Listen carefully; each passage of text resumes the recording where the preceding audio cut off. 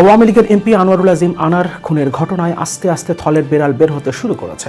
এসে যাচ্ছেন আওয়ামী লীগের কয়েকজন প্রভাবশালী নেতা এবং ডিবির একজন কর্মকর্তা, যিনি এই হত্যা মামলার তদন্ত কমিটির একজন সদস্য ছিলেন, যিনি ভারত এবং নেপালে গিয়েছিলেন। এবং আমাদের মনে থাকবার কথা, আমাদের ফেলুদা চরিত্রে আছেন গোয়েন্দা প্রধান জনাব হারুন।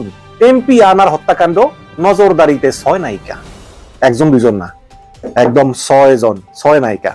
বাংলাদেশের তথাকথিত দুদক বা দুর্নীতি দমন কমিশন, কিন্তু তারা কতটা নির্লজ্জ হয়ে উঠতে পারে সেটা আরও নতুন নতুন প্রমাণসহ আমাদের সামনে হাজির হচ্ছে।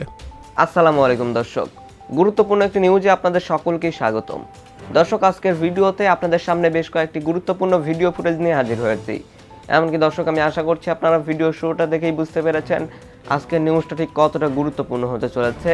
এমনকি দর্শক, আজকের ভিডিওটা ঠিক কী ধরনের হতে চলেছে সেটিও আপনারা বুঝতে পেরেছেন। তাই বলবো দর্শক, যারা ভিডিওটি অন করেছেন অবশ্যই ভিডিওটি না টেনে সম্পূর্ণ মনোযোগ সহকারে দেখবেন, তাহলেই আসল ঘটনাটি বা মূল রহস্যটি জানতে পারবেন। তো দর্শক, আমি আর বেশি কথা বাড়াবো না, আপনাদের সরাসরি যেই ভিডিওগুলোর অংশবিশেষ দেখিয়ে শুরু করেছিলাম সেই ভিডিওগুলোর বিস্তারিত আলোচনা দেখাবো। তবে তার আগে বলি, যারা এখনও চ্যানেলটি সাবস্ক্রাইব করেননি সকলে চ্যানেলটি সাবস্ক্রাইব করে পাশে থাকা বেল আইকনটি বাজিয়ে দিবেন। আর যারা ইতিমধ্যেই সাবস্ক্রাইব করে রেখেছেন তাদের সকলকে অসংখ্য ধন্যবাদ। তো চলুন একটি লাইক দিয়ে আমরা ধারাবাহিকভাবে সবগুলো ভিডিও দেখে আসি। বাংলাদেশের তথাকথিত দুদক বা দুর্নীতি দমন কমিশন, মানে দুর্নীতি দমন করা তাদের কাজ হবার কথা ছিল কাগজে কলমে, আমরা অন্তত আইনে তালিকা দেখি, কিন্তু ওটা কী কাজ করে আমরা ভালোভাবে জানি। কিন্তু তারা কতটা নির্লজ্জ হয়ে উঠতে পারে সেটা আরও নতুন নতুন প্রমাণসহ আমাদের সামনে হাজির হচ্ছে। আমরা সম্প্রতি দুজন মানুষকে নিয়ে অনেক বেশি কথা বলছি করাপশনের ক্ষেত্রে। আরেকজন যেহেতু মারা গেছেন, জনাব আনোয়ারুল আজিম আনার, ডামিয়া এমপি আওয়ামী লীগের, তাই তার দুর্নীতি বা তার ক্ষেত্রে দুদক কী করছে এই আলাপটা খুব বেশি মাঠে আসছে না। মাঠে আসছে মূলত জনাব বেনজির আহমেদের এবং জনাব আজিজ আহমেদকে নিয়ে যে আলোচনা, সেটা জনাব বেনজিরকে ডাকা হয়েছে, তারিখ পেছানো হয়েছে, এবং পরবর্তীতে যেটা হবে কি হবে না হবে আমাদের দেখতে হবে। কিন্তু তার সম্পত্তি দেশে যা যা আছে, ব্যাংক অ্যাকাউন্ট অবশ্য খালি হওয়ার পর ফ্রিজ টিজ করা হয়েছে, কিন্তু জনাব আজিজকে এখন পর্যন্ত ডাকা হয় নাই। এটা কারো কারো কাছে কিছুটা সারপ্রাইজিং লাগতে পারে, কারণ অন্তত একটা পত্রিকা, দৈনিক মানব জমিন, অত্যন্ত স্পেসিফিক তথ্য দিয়ে জনাব আজিজের ঢাকা এবং এর আশপাশে কোথায় কোথায় অঢেল সম্পত্তি আছে সেই রিপোর্ট প্রকাশ করেছে, কিন্তু আজ পর্যন্ত কোনো টু শব্দ নেই। এর আগে জনাব আজিজ সম্পর্কে একটা গুরুত্বপূর্ণ অভিযোগ, গুরুতর অভিযোগও, যেটা তাকে নিয়ে যখন আল জাজিরাতে all the prime minister's men নামে একটা ডকুমেন্টারি বানানো হয়েছিল, তখন অনেকে এই রিপোর্ট করেছিল, প্রথম আলো সহ। সেটা হচ্ছে তার 2 ভাইয়ের নামে জাল পাসপোর্ট এবং ন্যাশনাল আইডি কার্ড তৈরি করা হয়েছিল। বলা বাহুল্য, তাদের এই সক্ষমতা, এই হ্যাডাম কোত্থেকে আসে এটা আমরা বুঝি। এটা জনাব বেনজির মানে বিজিবির ডিজি ছিলেন, পরে তো সেনাপ্রধান ছিলেনই। যাই হোক, আমরা প্রাথমিকভাবে যদি বলি যে আমরা যখন এটা নিয়ে কথা বলবো, টেকনিক্যালি আমরা কথা বলতে পারি, উনি তো জড়িত নাও থাকতে পারে, মেনে নিলাম এই টেকনিক্যাল কথাটা, তাহলেও কি একটা তদন্ত হবে, ইত্যাদি ইত্যাদি হবে, তাই তো। কিন্তু দুদক চেয়ারম্যান কি বলছেন জনাব বেনজিরের এই ঘটনা সম্পর্কে সেটা একটু পড়ি। দুদক চেয়ারম্যান একটা অনুষ্ঠানে গণমাধ্যম কর্মীদের, দুদকের সংবাদ সংগ্রহে যেসব গণমাধ্যম কর্মীরা নিয়োজিত আছেন তাদের একটা প্রোগ্রামে তিনি বলছেন, একজন আইনজীবীর দেয়া একটি অভিযোগে বলা হয়েছে তার মানে আজিজ আহমেদের 2 ভাই মিথ্যা তথ্য দিয়ে পাসপোর্ট নিয়েছেন। এরপর উনি বলছেন, একটু মন দিয়ে শুনি, উনি বলছেন এটা আজিজের দোষ না, তার 2 ভাই এবং পাসপোর্ট ডিপার্টমেন্টের লোক জড়িত। আসবো এই জায়গায়। দ্বিতীয় অভিযোগ হলো তারা ন্যাশনাল আইডি কার্ড নিয়েছেন, এগুলো সত্যতা যাচাইয়ের জন্য 2 ডিপার্টমেন্টে পাঠিয়ে দিয়েছি। আমরা জানি এর আগে একজন আইনজীবী দুদকে চিঠি লিখেছিলেন আজিজ আহমেদের দুর্নীতি তদন্তের জন্য। এখন প্রশ্ন হচ্ছে, দুদক চেয়ারম্যান কোত্থেকে এই কথাটা বলছেন? আমি আবারও পড়ি। একজন আইনজীবীর দেয়া একটি অভিযোগে বলা হয়েছে তার 2 ভাই মিথ্যা তথ্য দিয়ে পাসপোর্ট নিয়েছেন, এটা আজিজের দোষ না, তার 2 ভাই এবং পাসপোর্ট ডিপার্টমেন্টের লোক জড়িত। আচ্ছা, আমরা আজিজ জড়িত বলছি না, আমরা দেশের কোনো তথাকথিত কমিশনে বসে কথা বলছি না, আমরা বাইরে থেকে কথা বলছি, আমরা সরকারের উপরে ক্ষুব্ধ, আমরা সরকারকে ঝামেলায় ফেলতে চাই বললাম।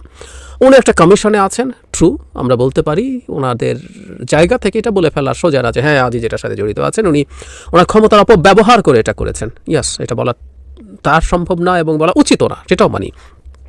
কিন্তু জনাব আজিজ এটার সাথে জড়িত নন, তার ভাই এবং পাসপোর্ট ডিপার্টমেন্টের লোক জড়িত, এটা তথাকথিত দুদক, মানে এটা তো তথাকথিত কমিশন, এটা তো আসলে সরকারের একটা হয়রানি করার যন্ত্র বিরোধীদেরকে। আসবো এই জায়গায়। উনি কোত্থেকে জানলেন? ওনার উপরে কি ওহী নাজিল হয়েছে, বলে দেওয়া হয়েছে? স্বপ্নে পেয়েছেন যে জনাব আজিজ আহমেদ এটার সাথে জড়িত নন? ন্যূনতম চক্ষু লজ্জা থাকলে কি বলার কথা ছিল? বলার কথা ছিল, হ্যাঁ এরকম অভিযোগ এসছে, এই ধরনের অভিযোগের পর আমরা তদন্ত করব, আমরা বিভিন্ন ডিপার্টমেন্টে পাঠিয়েছি এবং ডিপার্টমেন্ট থেকে জানা যাবে যে তারা কি প্রেক্ষাপটে কি পরিস্থিতিতে এটা হয়েছে। এর মানেও আমরা জানি কি আসবে না আসবে, কিন্তু ন্যূনতম চক্ষু লজ্জা থাকলে আপনি ওটা বলতেন। আপনি কিভাবে বলেন জনাব আজিজ এটার সাথে জড়িত নন? কিভাবে বলেন? আপনি কোর্ট না, ইভেন দুদক যখন তদন্ত করে, দুদকও বিচার করার কেউ না, ঘোষণা দেওয়ার কেউ না। দুদক কারো ব্যাপারে যদি কোনো অভিযোগ আসে তারা সেটা তদন্ত করবে, তদন্ত করে চার্জশিট তৈরি করবে, তারপর মামলা হবে, সেই মামলা কোর্টে বিচার হবে। কোনো একটা মানুষ দোষী কি দোষী না, দায়ী কি দায়ী না, সেটা নির্ধারিত হওয়ার সর্বশেষ বা একমাত্র জায়গায় আসলে কোর্ট। এমন কোনো না যে চার্জশিট দেবে, সেই চার্জশিট কোর্ট গ্রহণ নাও করতে পারে। উনি বলে দিলেন আজিজ এটার সাথে জড়িত নন, সেই চার্জশিট গ্রহণ নাও করতে পারে, পুনঃ তদন্তের কথা বলতে পারে যদি অপরপক্ষ এটার বিরুদ্ধে দাঁড়ায়। অথচ উনি বলে দিচ্ছেন কিভাবে? ন্যূনতম চক্ষু লজ্জা রাখছেন না। অথচ এই দুদক কারো ক্ষেত্রে, বেগম খালেদা জিয়ার কথা আমরা জানি, জাস্ট কিছু প্রসিডিউরাল এদিক সেদিক হয়েছিল, টাকা অ্যাকাউন্টে আছে, বেড়েছে, এভরিথিং ইজ ফ্যাক্ট। তার জন্য এই বয়সে কি বিভৎস জঘন্য হয়রানি করা হচ্ছে বেগম খালেদা জিয়াকে, এবং ডক্টর ইউনূসকেও এখন করা হচ্ছে না? হচ্ছে তো, দেখছি তো তার পেছনে কি করা হচ্ছে। এই রকম একজন মানুষকে এই বয়সে চার পর নাই হয়রানি করা হচ্ছে। এছাড়া আরও অনেক কথাবার্তা তো আছেই না, বহুবার বলেছে, আবার একটু যোগ করে রাখা দরকার। এস আলমের টাকা পাচার নিয়ে ডেইলি স্টারে রিপোর্ট হয়েছে। সুপ্রিম কোর্ট হাইকোর্টে যে বলেছিল যে 2 মাসের মধ্যে তদন্ত রিপোর্ট দিতে হবে, সেটাকে বাতিল করেও বলেছিলেন যে এটা যেহেতু দুদকের আওতাধীন একটা বিষয়, দুদক ইন্ডিভিজুয়ালি তদন্ত করতে পারে। দুদক তদন্ত করছে, তদন্ত দেখানোর নাটকও করছে না, তদন্ত দেখানোর নাটকও করছে না। অভিযোগ এসেছিল যেমন সাইফুজ্জামান চৌধুরী ভূমি মন্ত্রীর, এবং তিনি তার সম্পত্তি লুকিয়েছিলেন তার হলফনামায়, মানি লন্ডারিং করেছেন, আই ওয়াশও হচ্ছে না। অথচ আপনি লাঠি নিয়ে নেমে পড়েন, মুহূর্তেই ডক্টর ইউনূসকে খেয়ে ফেলতে হবে এবং খালেদা জিয়ার 12টা বাজিয়ে দিতে হবে। যে বলছিলাম, এটা আসলে একটা অস্ত্র, আমি লেলিয়ে দেয়া বলি, দুদক লেলিয়ে দেওয়া হয় আপনি যাকে হয়রানি করতে চান। এখন বেনজিরের বিরুদ্ধে যতটুকু হয়েছে আমি মনে করি ওইটুকু সরকারের ইশারাতেই হয়েছে, স্বাধীন বিষয় না। এই যে প্রথম রিপোর্ট আসা, তারপর একজন ডামি এমপি যাওয়া, গিয়ে হ্যাভি জিহাদি জোশ নিয়ে কথাবার্তা বলা, এবং তার পরবর্তীতে দুদক নড়ে চড়ে বসা, সব কিছু এবং ওটুকু লেলিয়ে দেওয়া হওয়া, এটাও সরকারের প্ল্যান। এবং লেলিয়ে দেওয়াটাও হবে আবার একটা সময় পর, যতদিনে জনাব বেনজির তার ব্যাংক খালি করে ফেলতে পারেন। আমি কয়েকদিন আগের একটা ভিডিওতেও বলেছি, জনাব আজিজের ক্ষেত্রে হয়তো ওই অপেক্ষাটাও করা হচ্ছে যদি তাকে ডাকাও হয় শেষ পর্যন্ত। কিন্তু তার আগেই যখন দুদক চেয়ারম্যান বলে দেন এই অপরাধে উনি জড়িত না, সুতরাং জনাব আজিজের ক্ষেত্রে কি হতে যাচ্ছে আমরা এক ধরনের ধারণা করতে পারি। বটম লাইন কি, আমি প্রায় একটা কথা বলি, একটা সময় থাকে যখন আপনি অন্যায় অবিচার করেন এবং আপনি মিথ্যা কথা বলে সেটাকে পাশ কাটানোর চেষ্টা করেন, টেকনিক্যাল কথা বলে পাশ কাটানোর চেষ্টা করেন। আমরা বুঝি ব্যাপারটা কি, মানেটা কি। কিন্তু আমি বলেছি, যখন আপনি ন্যূনতম টেকনিক্যাল কথা বলে, মিথ্যা কথা বলে ব্যাপারগুলোকে পাশ কাটানোর চেষ্টা করেন, তখনও না এটুকু মনে হয় যে আপনার একটু চক্ষু লজ্জা আছে। আপনি মানুষকে একটু গোনেন যে না, আপনার কথাটা তো ভালো শোনাচ্ছে না, আপনার কথাটা ইলজিক্যাল শোনাচ্ছে, তাই আপনি এটাকে অন্য কিছু বলছেন। কিন্তু একটা পর্যায়ে এসে যায় যখন আপনার চক্ষু লজ্জা আর থাকে না, ওটা পরের স্টেজ। আপনি এত স্বৈরাচারী হয়ে ওঠেন, আপনি এত মাফিয়া হয়ে ওঠেন, আপনি আর কাউকে কেয়ার করেন না। আপনি বলে দিলেন জনাব আজিজ এটার সাথে দাঁড়িয়ে না, তার ভাই আর পাসপোর্ট অধিদপ্তর দায়ী। আমি আবারও বলছি, টেকনিক্যালি এটা সত্য হতেও পারে, বাট এটা তদন্ত না, কিছু না। আপনি তদন্তের জন্য পাঠিয়েছেন, অলরেডি বলেছেন, দুটো জায়গায় এনআইডিও ওরা নকল করেছে, তারা পাসপোর্টও নকল করেছে, জালিয়াতি করেছে, পাঠিয়েছেন। তো তার আগে আপনি কীভাবে জানেন? ওখান থেকে আসতেই পারে যে হ্যাঁ জনাব আজিজ ফোন করেছিল, করে আমাদেরকে বলেছে বা লোক পাঠিয়েছিল, সেটার কারণে আমরা এটা করে দিয়েছি, তদন্ত সেই রিপোর্ট আসতে পারে। আপনি কোথেকে জানেন? এই যে চক্ষু লজ্জা চলে যাওয়া, এটা খুবই ভয়ঙ্কর একটা সাইন।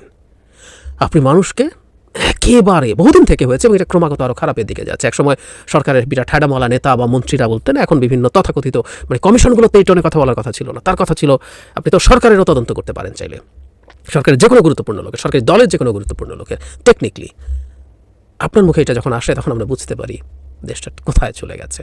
অবশ্য কেউ বলতে পারেন অনেক আগে থেকে জানতাম, ইয়াস এটাও ভুল না, কিন্তু একটার পর একটা ঘটনা আসে এবং আমাদের সেই জানাটাকে আরও শক্ত করে, আরও চাঙ্গা করে দেয়। আওয়ামী লীগের এমপি আনোয়ারুল আজিম আনার খুনের ঘটনায় আস্তে আস্তে থলের বেড়াল বের হতে শুরু করেছে। ভেসে যাচ্ছেন আওয়ামী লীগের কয়েকজন প্রভাবশালী নেতা এবং ডিবির একজন কর্মকর্তা, যিনি এই হত্যা মামলার তদন্ত কমিটির একজন সদস্য ছিলেন, যিনি ভারত এবং নেপালে গিয়েছিলেন। এবং আমাদের মনে থাকবার কথা, নেপালে অবস্থানকালে একজন ডিবির কর্মকর্তাকে বদলি করা হয়েছিল, ইনি সেই কর্মকর্তা। কেন তিনি ফেসে যাচ্ছেন এবং আওয়ামী লীগের নেতারা কীভাবে ফেসে যাচ্ছেন সেই আলোচনায় আসবো। তার আগে কয়েকটা কথা বলে রাখা দরকার। আমরা শুরু থেকেই জানতে পারছিলাম এই হত্যাকাণ্ডের আসল মোটিভ স্বর্ণ চোরাচালানের বিরোধ। কিন্তু শুধুমাত্র স্বর্ণ চোরাচালানের বিরোধ না, কিংবা স্বর্ণ চোরাচালানের একচ্ছত্র আধিপত্য বিস্তারকে কেন্দ্র করে নয়, পাশাপাশি আওয়ামী লীগের ক্ষমতার একচ্ছত্র আধিপত্য আনোয়ারুল আজিম আনারের কাছে চলে যাওয়ায় আওয়ামী লীগের অন্যান্য নেতারা এবং আনোয়ারুল আজিম আনার না থাকলে যিনি এমপি পদপ্রার্থী হতে পারেন তার ইন্ধনেই এই হত্যাকাণ্ড সংঘটিত হয়েছে। আস্তে আস্তে এগুলো বেরিয়ে আসছে এবং আমরা জানতে পারছি। দুটো রিপোর্ট দেখি, মানবজমিন দুটো রিপোর্ট করেছে। প্রথম রিপোর্টটা তারা করেছিল হেডলাইন, আনার হত্যায় নতুন মোড়, ফাঁসছেন দলের নেতারা। এই রিপোর্টে সরাসরি দলের কোন নেতার কথা বলা হচ্ছে সেটা উল্লেখ করা হয়নি। এরপর আরেকটা রিপোর্ট করেছে তারা, যেটার হেডলাইন সরাসরি এখানে আওয়ামী লীগের সেই নেতার নাম উল্লেখ করা হয়েছে যিনি ঝিনাইদহ আওয়ামী লীগের সাধারণ সম্পাদক, ইতোমধ্যে যাকে গ্রেফতার করা হয়েছে। তার আগেও আওয়ামী লীগের একজন নেতাকে গ্রেফতার করা হয়েছিল যিনি জেলা আওয়ামী লীগের কমিটির একজন সদস্য, এবং তার দেয়া তথ্যের ভিত্তিতেই পরবর্তীতে আওয়ামী লীগের সাধারণ সম্পাদককে গ্রেফতার করা হয়েছে ঝিনাইদহ আওয়ামী লীগের। তিনি অত্যন্ত প্রভাবশালী একজন নেতা আওয়ামী লীগের। এই রিপোর্টের হেডলাইন, আনার হত্যা মিন্টুর টার্গেট ছিল এমপি হওয়ার, এখানে সরাসরি নেতার নাম উল্লেখ করা হয়েছে। শঙ্কা সন্দেহ ছিল আগে থেকেই, তদন্ত সংশ্লিষ্ট কর্মকর্তারাও বলেছিলেন তিনবারের এমপি সিনিয়র রাজনৈতিক ও প্রভাবশালী ব্যবসায়ী আনোয়ারুল আজিম আনার হত্যাকাণ্ডের পেছনের হোতা শুধু তার ঘনিষ্ঠ বন্ধু আখতারুজ্জামানই নয়, এর পেছনে আরও শক্তিশালী কেউ জড়িত থাকতে পারে। আনার হত্যাকাণ্ডের ঘটনায় ঘাতক শিমুল ভুইয়া আদালতে স্বীকারোক্তিমূলক জবানবন্দি দেওয়ার পর কিছুটা আভাস পাওয়া যাচ্ছিল, কারণ শিমুল তদন্ত কর্মকর্তাদের এমন কিছু চাঞ্চল্যকর তথ্য দেন যা এই হত্যাকাণ্ডের মোড় অনেকটা ঘুরিয়ে দিয়েছে।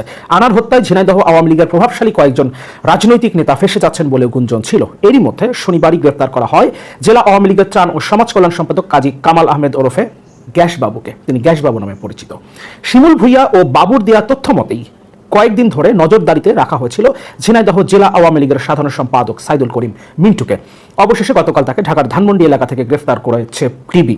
তদন্ত সংশ্লিষ্ট সূত্রগুলো জানায় আনার হত্যাকাণ্ডটি অনেকটা কাট আউট পদ্ধতিতে বাস্তবায়ন করা হয়েছে, অর্থাৎ অনেকটা স্লিপার সেল যেভাবে কাজ করে, অর্থাৎ একজন জানে না তার উপরে যিনি তাকে নির্দেশনা দিয়েছেন তার উপরে কে আছে কিংবা তার সাথে আর কে কে জড়িত আছে। তার মানে যেহেতু এটা কাট আউট পদ্ধতিতে, অর্থাৎ একজনকে গ্রেফতার করা হয়েছে, গ্যাসবাবুকে গ্রেফতার করার পর এখন আওয়ামী লীগের সাধারণ সম্পাদক, জেলা আওয়ামী লীগের সাধারণ সম্পাদক মিন্টু গ্রেফতার হলেন। মিন্টুকে গ্রেফতার করার পর এখন তার কাছে যদি আবার কোনো তথ্য পাওয়া যায়, তার নির্দেশদাতা অন্য কেউ হতে পারেন। তার মানে এখনো সম্ভাবনা আছে আওয়ামী লীগের আরও উঁচু স্তরের কোনো নেতার সম্পৃক্ততা পাওয়ার। পরিকল্পনাকারীরা এক হলেও তাদের একটি অংশের সঙ্গে মিশন বাস্তবায়নকারীদের যোগাযোগ ছিল না। বিশেষ করে এই হত্যাকাণ্ডের ঘটনায় রাজনৈতিক ব্যক্তিদের সঙ্গে মিশন বাস্তবায়নকারীদের বিস্তর দূরত্ব ছিল। শুধুমাত্র কিলার শিমুল ভুইয়ার সঙ্গে 16 মে বাবুর মোবাইলে কথাবার্তা ও হোয়াটসঅ্যাপে মেসেজ চালাচালি এবং ফরিদপুরের ভাঙা এক্সপ্রেস ওয়েতে সাক্ষাৎ হয়। কিভাবে পুরো ঘটনাটা ঘটেছে, কিভাবে নির্দেশ এসেছে, কিভাবে মিন্টু এটার সাথে জড়িত ছিলেন এবং তার নির্দেশ অনুযায়ী গ্যাসবাবু এবং পরবর্তীতে শিমুল ভুইয়া কিংবা সেখান থেকে আখতারুজ্জামান, পুরো বিষয়গুলো এই রিপোর্টে উল্লেখ করা হয়েছে। আমরা একটু দেখি ডিবি কর্মকর্তা কিভাবে এই হত্যাকাণ্ডের সাথে বা এই হত্যাকাণ্ডে যারা জড়িত, বিশেষ করে মিন্টুকে, আওয়ামী লীগের সাধারণ সম্পাদককে বাঁচাতে তিনি কি করেছিলেন। তদন্ত কর্মকর্তারা বলেছেন জিজ্ঞাসাবাদে শিমুল ভুইয়া, বাবু ও মিন্টুর সঙ্গে শাহিনের এবং তার সঙ্গে শুধু বাবুর যোগাযোগ হয়েছে বলে জানায়। শিমুলের দেয়া এই তথ্য পাওয়ার পর থেকে যাচাই বাছাই শুরু করে ডিবি। তদন্তের এক পর্যায়ে সত্যতা পাওয়া যায়, পরে বাবুকে গ্রেফতারের জন্য অভিযান চালায় ডিবির একটি টিম। কিন্তু ডিবির টিম তাকে গ্রেফতার করবে সেই খবর চলে যায় তার কাছে। পরে বাবু তার 3টি মোবাইল ফোন হারানোর নাটক করে থানায় জিডি করে। বাবু নিজেই তার 3টি মোবাইল ফোন ধ্বংস করে দেয়, কারণ তার মোবাইলে আনার হত্যার বিষয়ে শিমুল, শাহিনের সঙ্গে যেসব কথাবার্তা হচ্ছে তার প্রমাণও ছিল। সেগুলো যাতে ডিবির হাতে না যায় তাই মোবাইলগুলো ধ্বংস করে দিয়ে গা ঢাকা দিয়েছিল, কিন্তু শেষ রক্ষা হয়নি, ডিবি তাকে গ্রেফতার করে। পুলিশের একটি সূত্র জানিয়েছে, এই জায়গাটা আমরা একটু খেয়াল করি, পুলিশের একটি সূত্র জানিয়েছে ঢাকা মহানগর পুলিশের গোয়েন্দা বিভাগের ওয়ারি ডিভিশনের একজন এডিসি সদ্য একটি জেলায় বদলি হওয়া, আমরা জানি কাকে বদলি করা হয়েছে, বাবুর কাছে আগেই তথ্য দিয়েছিলেন তাকে গ্রেফতার করা হতে পারে। তার বুদ্ধিতেই বাবু মোবাইল হারানোর নাটক করে থানায় জিডি করেছিলেন। গা ঢাকা দিয়ে বাঁচতে চেয়েছিলেন, কারণ তিনি জানতেন বাবু গ্রেফতার হলে তার একসময় রাজনৈতিক নেতা মিন্টু ফেসে যেতে পারেন। আটক জেলা আওয়ামী লীগের সাধারণ সম্পাদক মিন্টুর সঙ্গে ওই এডিসির সখ্যতা রয়েছে। তার মানে এই এডিসি শুধুমাত্র বাবুকে বাঁচাতে চেয়েছেন তা না, বাবুর মাধ্যমে সত্যিকার অর্থে আওয়ামী লীগের সাধারণ সম্পাদক মিন্টুকে বাঁচাতে চেয়েছেন। ছাত্রজীবন থেকে এডিসি মিন্টুকে নেতা মেনে রাজনীতি করতেন, পাশাপাশি গ্রাম হওয়াতে মিন্টুকে এডিসি চাচা বলে ডাকতেন। পুলিশে যোগদানের পর আইনগতভাবে মিন্টুকে সহযোগিতাও করেছেন। তাদের মধ্যে পারিবারিক সম্পর্ক রয়েছে। আনার অপহরণের ঘটনার পরেও তার ভূমিকা নিয়ে প্রশ্ন দেখা দেয়। আনার হত্যার তথ্য নিশ্চিত করে মিন্টুকে বলা হয়েছিল ঝিনাইদহ 4 আসন থেকে মনোনয়ন পেতে আর কোনো বাধা নেই। আগে যে রিপোর্টটা করেছিল মানবজমিন, সেখানেও এই কথাটা উল্লেখ করা হয়েছিল। মোবাইল ফোনে জানিয়ে দেওয়া হয়েছিল মিন্টুকে এবার তার নমিনেশন কনফার্ম। তার মানে এটাই আসলে আওয়ামী লীগের রাজনীতি। ইন্টারেস্টিং রিপোর্ট, কিভাবে এভাবে একটা ঘটনা ঘটেছে, একটা হত্যাকাণ্ড ঘটেছে, এবং এই হত্যাকাণ্ডের পেছনের গল্পটা কি, এবং আওয়ামী লীগের চরিত্রটা আসলে কি, এবং আওয়ামী লীগ যাদেরকে বিভিন্ন জায়গায় জেলা কমিটিতে বসিয়েছে, যারা আওয়ামী লীগের নেতা, আওয়ামী লীগের শীর্ষ পর্যায়ে যারা আছেন, আওয়ামী লীগের প্রভাবশালী নেতারা যারা আছেন, তাদের আসল চরিত্র কি, দেশের চোরাচালান থেকে শুরু করে সবকিছু যে এরা নিয়ন্ত্রণ করে, অন্ধকার জগতের সবকিছুই যে আওয়ামী লীগের নেতারা নিয়ন্ত্রণ করে, এই রিপোর্ট পড়লে কিংবা এই পুরো ঘটনাটা যদি আমরা দেখি ঝিনাইদহের এই এমপি হত্যার, তাহলে আমরা পরিষ্কার বুঝতে পারি আওয়ামী লীগের চরিত্রটা আমরা বুঝতে পারি। এমপি আনার হত্যাকাণ্ড নজরদারিতে 6 নায়িকা, একজন দুজন না, একদম 6 জন, 6 নায়িকা। ঝিনাইদহ 4 আসনের এমপি আনোয়ারুল আজিম আনার হত্যাকাণ্ডের ঘটনায় নজরদারিতে রয়েছেন 6 চিত্রনায়িকা। তাদের শীঘ্রই জিজ্ঞাসাবাদ করা হবে বলে জানা গিয়েছে। কলকাতার পুলিশের কাছে দেশের গোয়েন্দারা জানতে পেরেছেন যে বাংলাদেশের 6 জন নায়িকা ও মডেলকে কলকাতার পঞ্চলা ও গৌরবতীর ফ্ল্যাটে শাহিন নিয়ে গিয়েছিলেন। এদের মধ্যে আনার একজন চিত্রনায়িকার সঙ্গে রাতও কাটিয়েছেন। ওই নায়িকা কলকাতার একাধিক ছবিতে অভিনয় করে সুনামও কুড়িয়েছেন। বয়স 30-এর কোঠায় বাংলাদেশি ওই নায়িকা চলনে বলনে স্মার্ট বলে পরিচিত। আমি তো এখন আর বাংলাদেশ চলচ্চিত্রে কারো অভিনয় করে এগুলো সব খবর টবর এখন আর রাখি না। এখন আমার যে ফলোয়ার আছে, ছোট ভাইরা, চ্যাংরা বয়স, তারা একটু তদন্ত করে দেখতে পারেন যে আসলে এই নায়িকাটা কে। বয়স 30-এর কোঠায়, চাল চলনে খুব স্মার্ট, এবং কলকাতার একাধিক ছবিতে অভিনয় করে সুনামও কুড়িয়েছেন। একটু তদন্ত করে বের করে আমাকে জানাবেন ছোট ভাইরা প্লিজ। আনার হত্যার ঘটনায় এই 6 মডেল ও নায়িকাকে খুব শীঘ্রই জিজ্ঞাসাবাদ করা হতে পারে বলে মামলা তদন্তকারী কর্মকর্তা জানিয়েছে। তো এই হচ্ছে কি দর্শক ঘটনা। এখন এই যে আওয়ামী লীগের যে মন্ত্রী এমপিরা আছে, এদের অনেকের সঙ্গে কিন্তু অনেক নায়িকার সঙ্গে সম্পর্ক। আমরা উড়ো খবর শুনি, বিদেশে থাকি তো যাচাই করা সম্ভব হয় না। এবং খুব নামি দামি এমপি, খুব সম্মানী এমপি, তারাও এইসব এই মেয়ের বয়সী নায়িকাদেরকে সঙ্গে নিয়ে তারা এইসব আনন্দ ফুর্তি করে, বেশিরভাগই কলকাতায় করে। ঢাকা শহরে হয় কি, ঢাকা শহরে বিভিন্ন হোটেলে নিলে সমস্যা হয় যে ওইসব হোটেলের কর্মচারীরাও তো বাঙালি, এই দেশেই তো ওরা আবার সবার কাছে তো মোবাইল ফোন আছে, তাই না? ওরা হঠাৎ করে একটা ছবি তুলে ফাঁস করে দেয়। এই কারণেই আওয়ামী লীগের যে এমপি গুলো আছে, ওদের একেবারে নিরাপদ এই যে নারীর সঙ্গে যে সময় কাটানো, মানে নিজের স্ত্রী ছাড়া কেউ নারীর সঙ্গে সময় কাটানো, এটা নিরাপদ একটা আবাসস্থল হচ্ছে এখন এই কলিকাতায় গিয়ে তারা এগুলো করে। এবং আমি আওয়ামী লীগের অনেক এমপির নাম জানি, বুড়ো বুড়ো এমপি, তারা এগুলো করে। আপনারা দেখেন না, আসলে হয় কি, যখন টাকা পয়সা এসে পড়ে তখন ক্ষমতাও এসে পড়ে, শরীরে শক্তিও এসে পড়ে। আপনারা দেখেন না, ওবায়দুল কাদের মরে অবস্থা, এখন একদম চেহারা দেখলে মনে একটা বাচ্চা ছেলে, মানে ক্ষমতা এমনটা জিনিস। তো এই হচ্ছে কি অবস্থা। এখন ওই কিছু নায়িকাও আছে, মানে উঠতি বয়সী মেয়ে নায়িকা হওয়ার স্বপ্ন, তো ওরা করে কি খালি আপনার মানে সুগার ড্যাডি খুঁজে। ওই যে আনার হত্যাকাণ্ডের যে প্রধান মাস্টার মাইন্ড শাহিন, এই শাহিন ছিল আবার এক ধরনের সুগার ড্যাডি। তার বয়স বেশি হলে কি বসে, কিন্তু এরকম মেয়ে খুঁজতো, খুঁজা এইরকম এমপি মন্ত্রীদেরকে মনোরঞ্জন দিত কলিকাতার বিভিন্ন ফ্ল্যাটে। কারণ ও জানে তো কি করলে কি হয়। না হলে শাহিন আমেরিকাতে আছে, আমেরিকাতে তো অনেকেই আছে, আমেরিকা থাকলে কি এত টাকা মালিক হওয়া যায় না। কিন্তু শাহিনের যেই বাড়ি ঘর শান শকাত, তার মানে শাহিন এই দেশে অনেক অবৈধ কাজ করতে, এবং এমপি মন্ত্রীদেরকে নারী সাপ্লাই দিয়ে সে ভালো টাকা পয়সা বাগিয়ে নিচ্ছে। তো আবার এইসব নায়িকারাও করে কি, এইসব আনার বাবুদের সঙ্গে রাত কাটালে এই আনার বাবুরা আবার কয়েক রাত তাদের সঙ্গে থাকার পরে এই মেয়েদেরকে নিয়ে যায় কলিকাতার দাদা বাবুদের কাছে। তো দাদা বাবুদের সঙ্গে আবার কয়েক রাত কাটানোর পরে বলে যে তোমাকে নায়িকা হিসাবে কাস্ট করা হলো, বাংলাদেশ কলকাতার যৌথ প্রযোজনায় নতুন সিনেমার নায়িকা হচ্ছেন অমুক। তো সেই নায়িকা বাংলাদেশে এসে বলে সাংবাদিকদেরকে যে আমাকে যোগ্যতার ভিত্তিতেই নেওয়া হয়েছে সেই বাংলাদেশ এবং ভারতের যৌথ প্রযোজনার ছবিতে।